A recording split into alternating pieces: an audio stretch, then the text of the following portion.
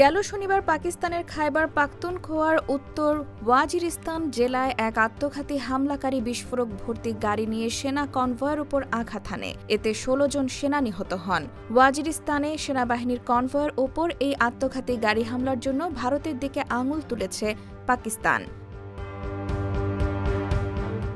তবে ভারতের পররাষ্ট্র মন্ত্রণালয় সেই অভিযোগ কড়া ভাষায় প্রত্যাখ্যান করেছে। ভারতের পররাষ্ট্র মন্ত্রণালয়ের মুখপাত্র রণধীর জয়সওয়াল বলেন, আমরা ২৮ জুন ওয়াজিরিস্তানে হামলার জন্য ভারতের ওপর দোষ চাপানো পাকিস্তান সেনাবাহিনীর একটি সরকারি বিবৃতি দেখেছি। আমরা এই বিবৃতিকে প্রত্যাখ্যান করছি। এদিকে পাকিস্তানে বিশেষত আফগানিস্তান সীমান্তবর্তী এলাকায় ২০২১ সালে কাবুলে ক্ষমতা পরিবর্তন হওয়ার পর সহিংসতা নাটকীয়ভাবে বেড়েছে।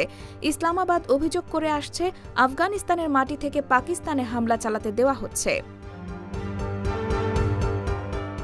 এএফপি জানিয়েছে, চলতি বছর এখন পর্যন্ত খাইবার পাখতুনখোয়া ও বেলুচিস্তানে প্রায় ২৯০ জন নিহত হয়েছেন, যাদের অধিকাংশই নিরাপত্তা বাহিনীর সদস্য।